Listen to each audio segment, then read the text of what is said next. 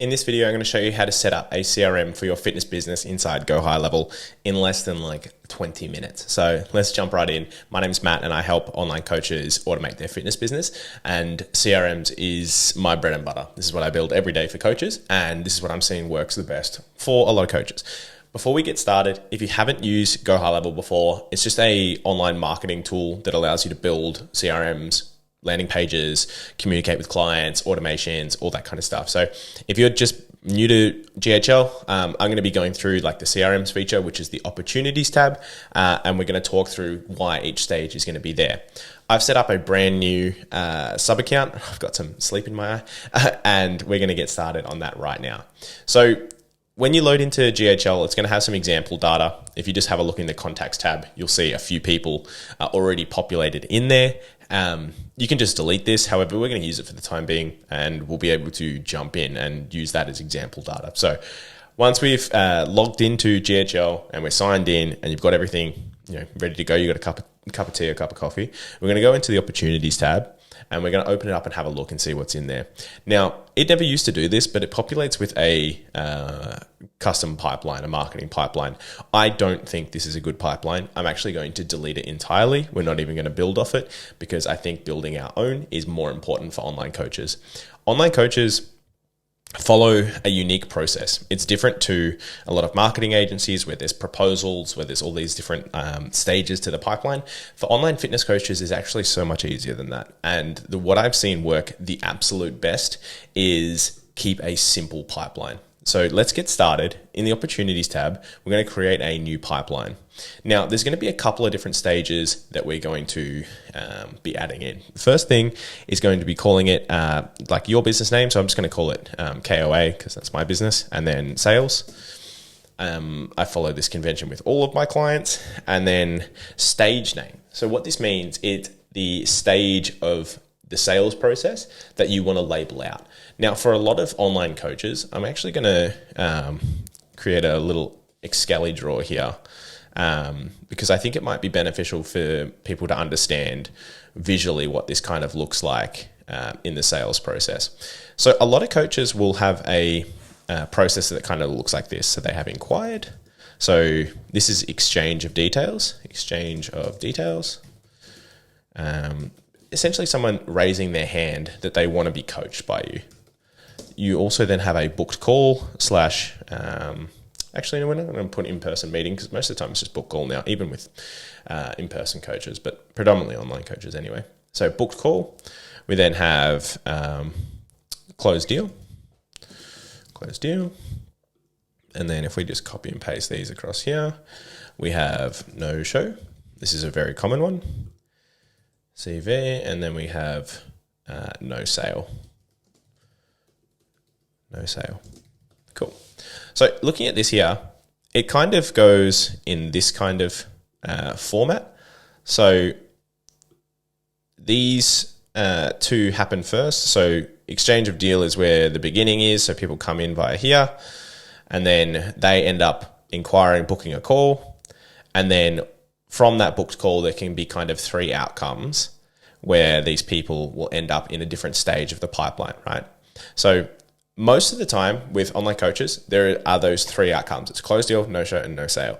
From that, we can process like 90% of people who are going to actually have, come to the call, or this situation where the call happened, either they showed up or they didn't. And we can kind of go from there. Obviously in here, like if people don't show up, we want to be nurturing them and sorry, if they don't book a call, we want to be nurturing them. So just like repeatedly going around in circles until they actually do book a call. And then obviously we want to nurture them to show up to the book call. But these are the three main stages that come a part of the process after the booked call.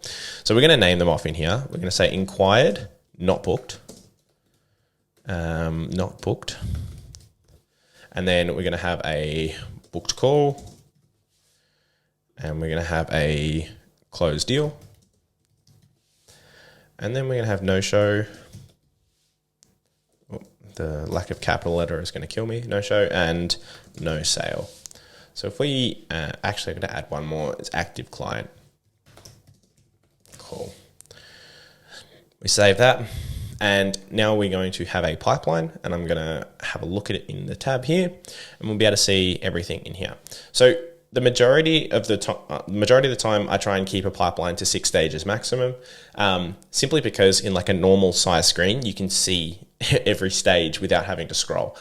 It sounds silly, but if you end up having a sales team, or if you end up having like a setter or something like that, that forcing them to have to scroll means that they might potentially miss things. So we want to make sure that we have a really easy to digest pipeline that views all of the information in one place, because I think that's what becomes most beneficial. So when we actually have this pipeline, it's no good just sitting to us empty. So we have to populate it with information. Now, back to our Excel drawer for a second. There can be a various amount of ways that people enter into your business, right? Well, let's just set something up over here. So, you might have ads. You might have content. You might just have like referral leads. And you might have so ads, content, referral leads, and you might have like cold outreach. These are the main ones, right? And these all end up funneling into this here. The cold outreach might be a little bit different. However, most of the time when you have a lead source that is relatively like autonomous, so someone is doing everything on their own accord, so like it's an inbound lead, they will go through this top process here. So ads and content, referral leads, a little bit of a grey area, but for these two, they definitely will do their own raising of their hand, and it puts them into exchange of details. So they actually have told you, I'm interested. Cold outreach is a little bit different, because if you do a cold outreach properly, you should get them straight to a booked call, which is, you handle this part in a chat or a DM or whatever it is, and then you put them straight into booked call. So I'm going to be explaining how you can send this information into here without having to do anything. And then when you do cold outreach, I'm going to show you how to book calls and get them into the pipeline. So to get people into this inquired stage, you're going to need a couple of automations. Actually, just one. So we're going to have automation here on the left-hand side, and we're going to build an automation together. It gives you a little bit of a explainer in here, but we don't necessarily want to do that. We just want to start from scratch in a workflow. So I'm just going to delete these here. So delete, and then we're going to delete this here. Cool.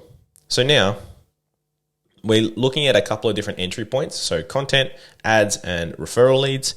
We want to be able to trigger the creation of an opportunity. So an opportunity and a contact are two different things. A contact doesn't always have an opportunity, but an opportunity always has a contact. It's just basically the situation of where like a person would be a company, then the opportunity would be the company, and then the contact would be that reference point. But for us, it doesn't really matter. However, if you have ads and content and referrals, this is how you're going to set it up. So you might have on your sales page, so where you're running ads to, you might have a form, right?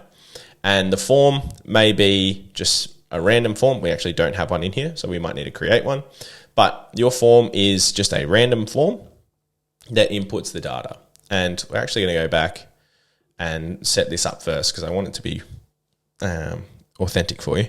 So if we go into sites, and I'm just going to create a really quick form that is going to be our ads form. So form builder, create new, and wait for it to load. And we're just going to call this one ads form. It's just going to be a really general contact form. So ads form, and this is just standard information here. We're just going to save that.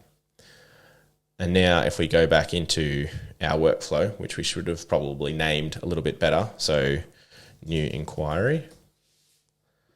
And okay, so we'll just save this. It kept this stuff from before, which is, I guess, a good thing, but we don't need it. And we add a trigger, and we're going to say form submitted. So when a form is submitted, do something on the other side. So form is our ads form. We're going to save that trigger. Just going to delete this email, but you could have an email notifying them that they've inquired. We're going to press plus, and then we're going to type in opportunity, and we're going to have a look here. There's a lot of beta functions that have just come out in Go High Level. It used to be just create and update opportunity. However, all of these now exist individually, which I'm going to use the beta just to show the most relevant information that's currently here. But you can use create opportunity. I don't think they'll get rid of it. But if we go into create opportunity here, so it creates a new opportunity using the fields below. If duplicate opportunities are disabled, the opportunity already exists in say pipeline, action will not execute. Cool. So if we look at this here, it's the action name is create opportunity in pipeline sales. Now this is a little bit confusing because it says like duplicate opportunity and then it just has this add field. However, we want to add field because we want to delegate what pipeline stage is actually coming into. So pipeline stage is inquired, not booked. We save that action and then save here. Right now, when anyone fills out a form, it will basically create that opportunity in here. No, I don't have it open, but that's fine. What we're going to do now is create another form.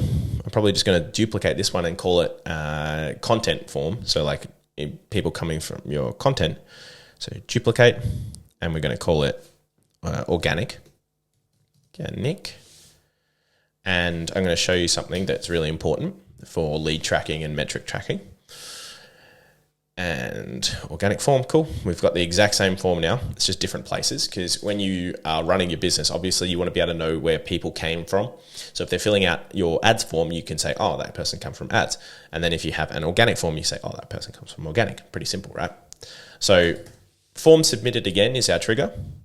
And then our form is this time organic form. We're going to save this trigger. And what we're going to do here, we're going to add in some logic that allows us to determine where that person came from and give you some really high level tracking, which is great. So if we add in at the very top here, so I just clicked on the little plus before anything happens, and we're just going to type in if. Now, if else logic is basically means if something meets a criteria, go down one branch. If something meets another criteria, go down another branch. So in this situation, we've got two different triggers. We have a ads trigger and we have a content trigger, which I might make it a little bit easier to understand if I just change this to ads and then change this to content and save that trigger. We have two different triggers now. And if we add in our if statement and our first branch, and we'll have a second branch here in a second, but our first branch is for ads. So we're going to click on this drop down here and we're going to select a workflow trigger because we're filtering based on where they came from. Workflow trigger is ads. And then we are going to duplicate the branch because we want another one, but workflow is, workflow trigger is, it might not, because I haven't saved it yet. 1 second, let's just save this. Let's just delete this for a second. Delete, all right, save. If you haven't saved your workflow, sometimes the triggers don't come up in the options.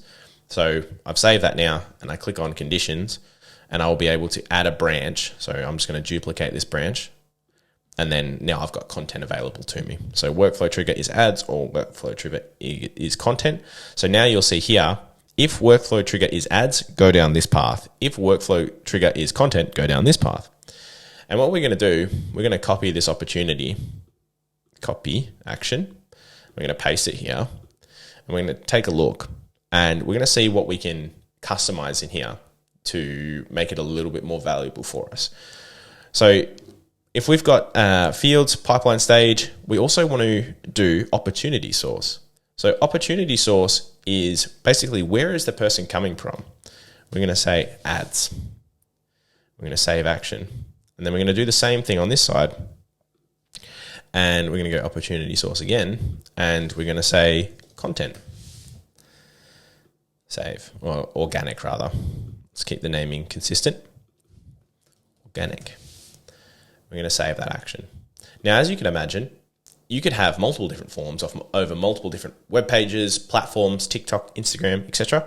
And if you want to track all this, you can just add in if statements and you can just add in different triggers. So this same workflow will house all of your new inquiry information, but it'll make it a little bit easier for you to figure out where people came from.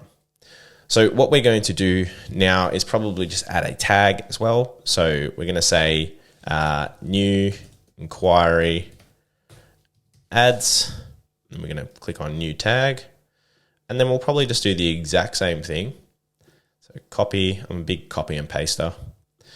And here we're just going to change this to new inquiry organic, add new tag, and save action. So we've saved that there. And now what we can do is we can publish this and actually test it. So we're going to change this from draft to publish, and we've saved it. And now if we look at our forms, we can basically go into these. So if we open up ads form and click on integrate, we can get a form link, which is a live website that houses our form. So this is the ads one.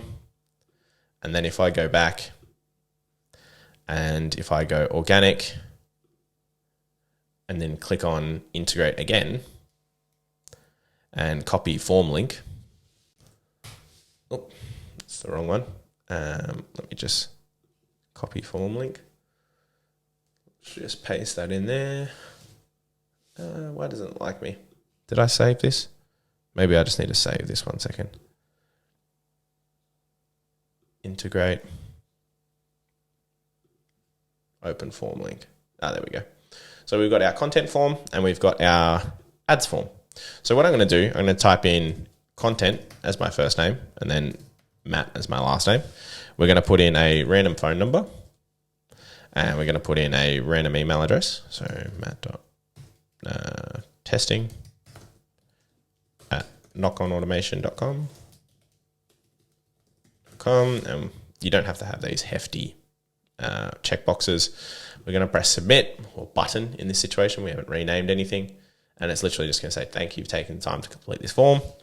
We're going to say, I think it was ads, this one, and then Matt, and then phone number. Just put in a random number. Sorry to whoever that person is. Matt plus testing1 at knockonautomation.com. Backspace, and then by checking this box and checking this box, we run this. And it'll say, thank you for completing this form.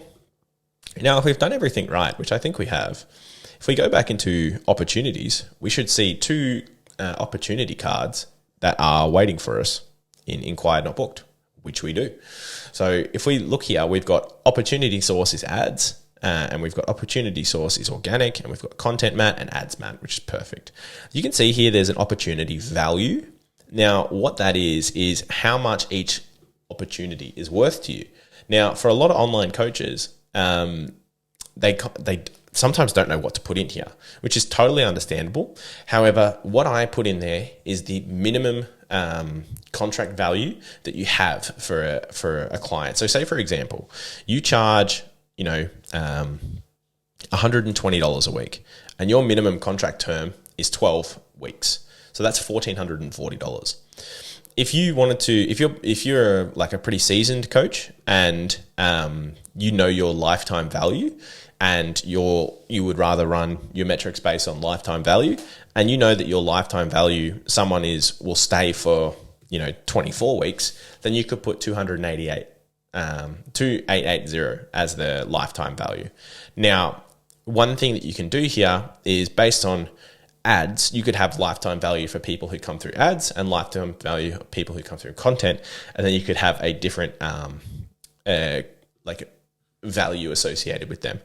However, I'm just going to keep it simple, and we're going to go into create opportunity and add field. I'm going to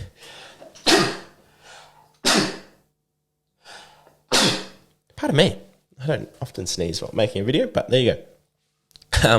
We're going to go into opportunity value, and we're going to put in, I think the original was 12 weeks times 120, 144, 1440. We're going to save that, and then we'll do the same thing on this next one. and opportunity value is 1440. Now, what will happen with this is when we create new opportunities, these opportunity value will be 1440. Now with this, because these ones don't have an opportunity value, we can add it in really quickly. So if you click on anywhere in this section here, it'll open up the opportunity and you can edit the information that is inside. So 1440 is our opportunity value. We're going to press update. And if we go into content mat and we go into opportunity value here, we can go 1440. Oh. And we're going to save that. Pardon me. Once we have that information, we're kind of ready to start cooking. So obviously now, a part of this workflow would be trying to get people to book a call.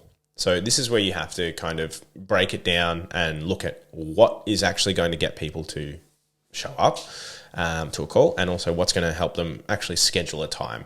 Now, you could have it really depends on your business here. You could have a setter now jump in and call these people because they open it up and they see the phone number and just call them. Or you could send them text messages to show up and they schedule the call themselves. It really just does depend on what your business succeeds in currently. What your business succeeds in currently, you want to automate that instead of trying to do something new and flashy.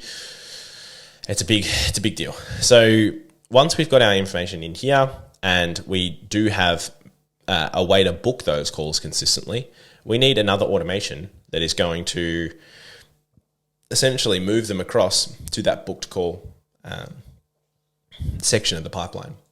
So inside Go High Level here, I'm going to create another workflow. It says booking made.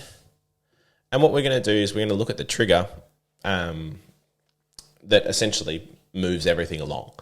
So in this situation, we could be using the Go High Level calendar system, or we could be using Calendly, but I'm just going to use the Go High Level calendar system for a minute. And so the workflow trigger is customer booked appointment. Now, if we add filter here, it probably doesn't have a calendar. In calendar, yeah, we don't have a calendar yet. So we might have to just save this and jump back here for a second and go into calendars. But we're going to need to create a calendar where people can schedule in. And in order to have a calendar, we need a staff member.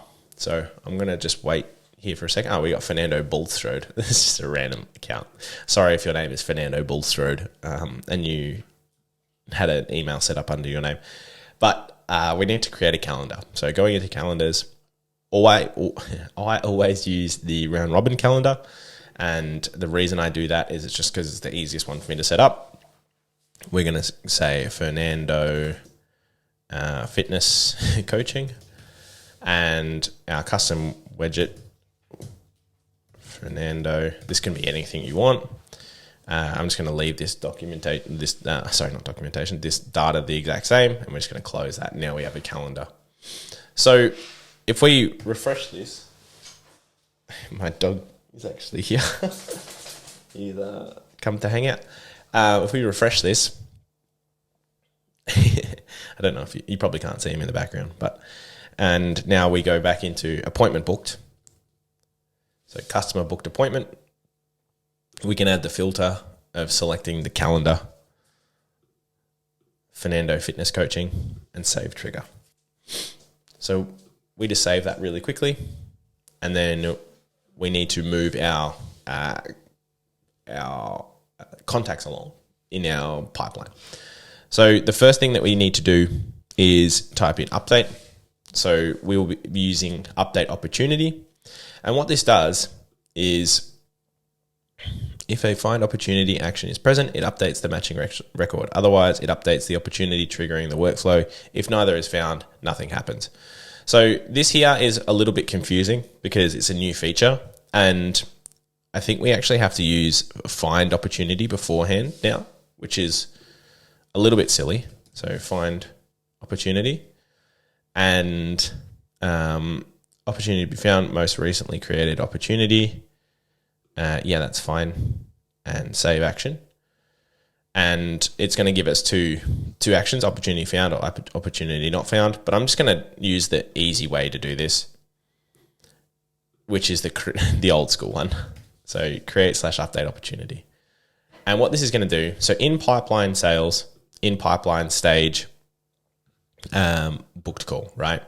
So what this does is when the form is filled out by the person, by the contact, and they book an appointment using the Go High Level calendar, their contact information is tied to the opportunity.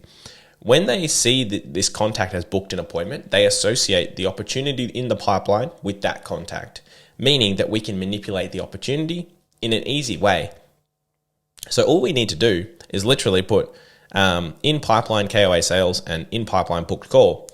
That's it. Like that will update the opportunity. We don't even need to put in the opportunity name, opportunity source, value, anything like that. We actually can just save that action and it will work.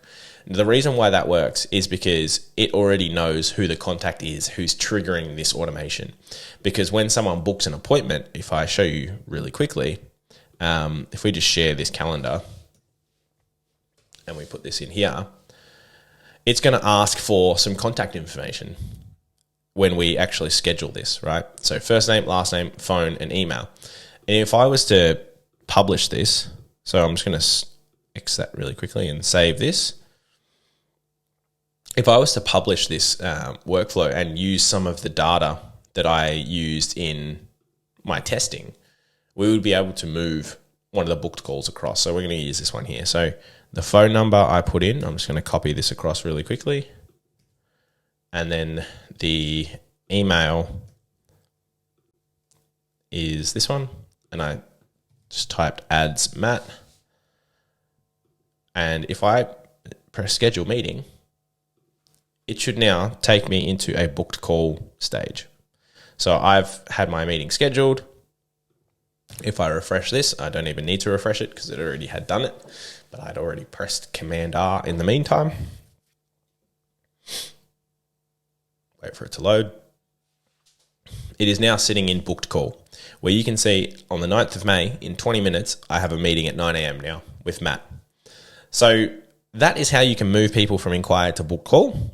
And with doing that, obviously you can see who you've got on the calendar.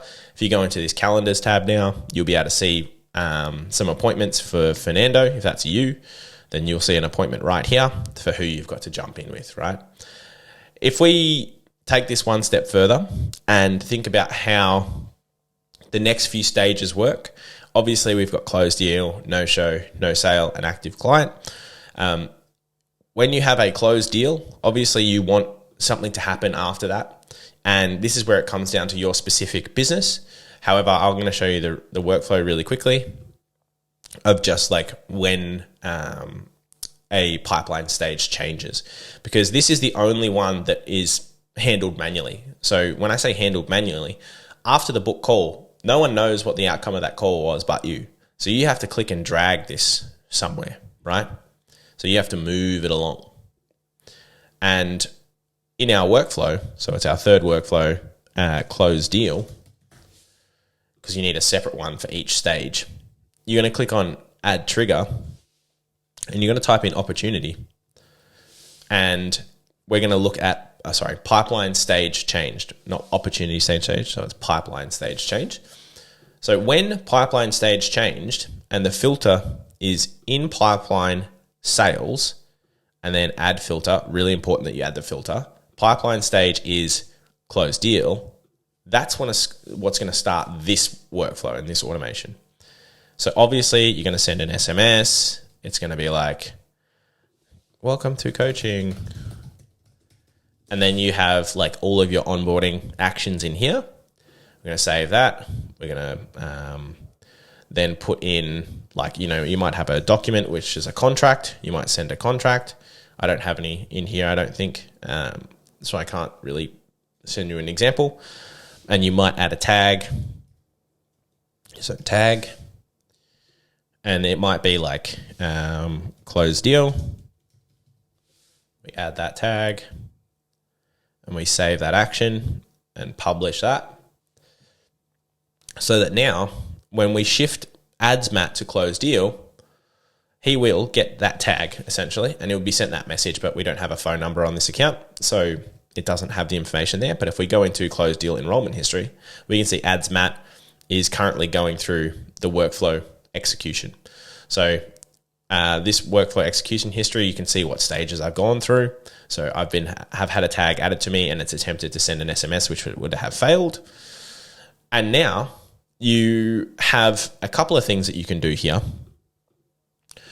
If you wanted to put close deals once they've onboarded, so they've completed their onboarding into active client, you'd have to think about your onboarding process. And you would have to think about, are they filling out a form? Are they getting access to a training platform? Whatever it might be, you need a trigger that's going to move them to active client. Now, that's a little bit advanced, and I might talk about that in another day. But for now, I'm just going to go through the next two, and we'll leave active client for later. So what's going to happen here, say for example, Content Matt actually had booked a call and there was a call associated with Matt, but he didn't show up. We want something to happen when no show is dragged into. So booked Matt is dragged into no show. So what we're going to do is we're going to create a really quick workflow. I've got a client call in 20 minutes, so I need to be a bit speedy. So we're going to go create workflow and start from scratch. And our trigger, when it loads, is going to be pipeline stage changed. And then in pipeline, KOA sales, pipeline stage is no show. What are we going to do here? So this is when we want to add a tag, no show, save that action. And then we want to add a wait step so it feels a little bit more organic. And let's make it 7 minutes. And then we want to send an SMS that says, hey, and then we would add a placeholder. So contact first name. Noticed you didn't make the call. Totally get it. Totally get it. Life gets in the way. Here's my link to book back in.